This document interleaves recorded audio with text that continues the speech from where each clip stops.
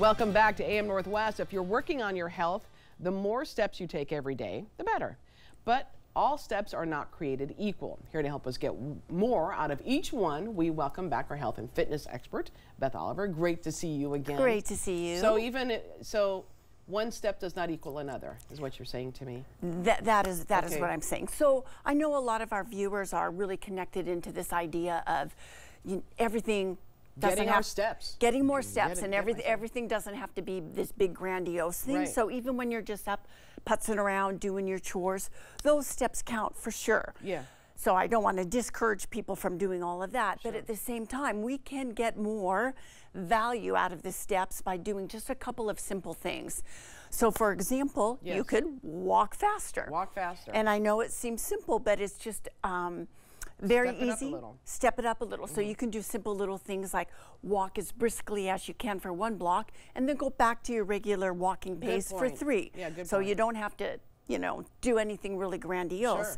but that's going to help just get a little more heart rate up, get a little more out of those steps. Yeah. You can walk up hills, so look for areas that in your neighborhood maybe where you can walk up some inclines. Oh, because you feel it when you're walking on a hill, for You, sure. you certainly do. Yeah. You can go out to... See, that's when not to interrupt you, but that's when I appreciate having dogs, because they kind of pull you up the hill. They can, and just a little trick. Sharing my little trick with you. I've been training my two to walk together with me. Yeah. And if they see a squirrel or anything, forget about it. Yeah. Good luck with that. Yeah. Okay, so walk up a hill. Walk uphill.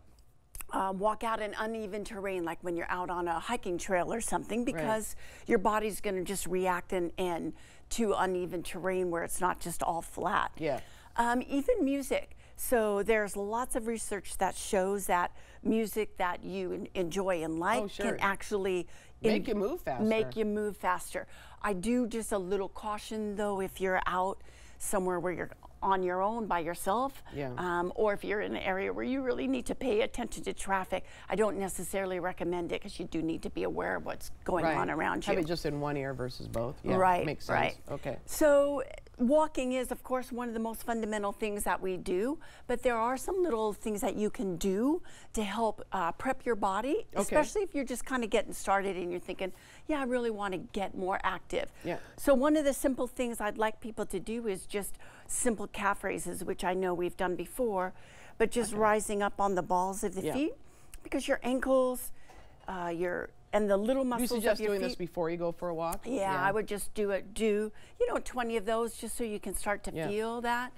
And you've got a lot of little muscles in the bottom of your feet that we don't tend to train. Oh, that's true. So they react a lot, and that's why sometimes people are surprised. Oh, my feet are sore. Yeah. Yep. So and also the calves really do feel it too. Yeah. Yes. Gotcha. And then walking really, if you think about it, is a series of one-legged balances. So, and especially as we age, we've talked about this before, we need to keep our hips strong and stable. Right. So one of the little exercises you can do is stand on one leg and then point your toes straight forward and then point out to the side and then straight back and then cross behind. And then, yeah, good, Helen. And then switch to the other side. So what you're doing is as the leg is moving around, your hip is having to stabilize. And that's really important for us as we age, that we want to keep our stability. Just a little digression here. Did you ever watch the Dick Van Dyke Show? Yeah, I loved the Dick Van Dyke I feel like I show. look like Laura Petrie. You remember? Well, that's not a bad thing at all. It's the leggings, it's the shirt, and I feel like I should say, Rob, oh, Rob. For us old people, we get that one. Yeah. Oh, Rob. Oh, gosh. Okay, that was one of my favorites. Yeah. Wasn't it the best? I loved it. Yep. Sorry. Good. I digress for just a second. That's okay, but I was right there with you. Okay. So the next thing we're going to do is a split squat. So you're just going to stagger your feet, and then the back leg doesn't have to be straight forward. And then I just want you to drop your sitting bones, if you will, your rear end towards your heel. Go, good, Helen. And up. And we're going to do that several times. So what this is helping us develop is ankle, knee, and hip mobility so that we can move really freely. Yeah. And then the That's other not side. bad. Yeah.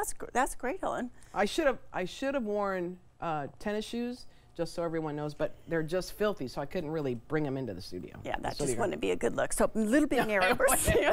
That wouldn't be a good look. Okay. We'd probably be hearing from the producers about that, right? Good. Okay. And then this last one I'm going to show you might seem a little weird, but if you think about walking, it's what we call a cross crawl pattern. So one side of your body is doing the opposite thing as the other. So on the back side of your body, you have kind of, I guess you could call like energetic lines that go from one hip to the opposite shoulder. Okay. So every time, that's why sometimes when people start walking or running, they're surprised that their core gets sore because you're really doing a little bit of rotation every time you step. So we want to train our body's ability to do that. I'm going to show you this one from the side. So we start down on our hands and knees, and then we take left hand, right knee forward, and we just essentially crawl, which is a really fundamental movement pattern. Oh, true. And then we go back. So what that's doing is helping us develop that ability of the body to kind of be in a crisscross without it bothering you, so to speak. And do you think when you actually use this to walk, like we see fast walkers do, right? It must help you move faster. It does help you move faster. So it's the swinging of the arms and the gait that helps you kind of increase what you would call like the way you propel forward. Gotcha. All right. All good tips, Beth. Thank you. We're going to put a list of those on our website at k2.com. Thank you again. And we'll be right back with more AM Northwest. Don't go away. Oh, Rob.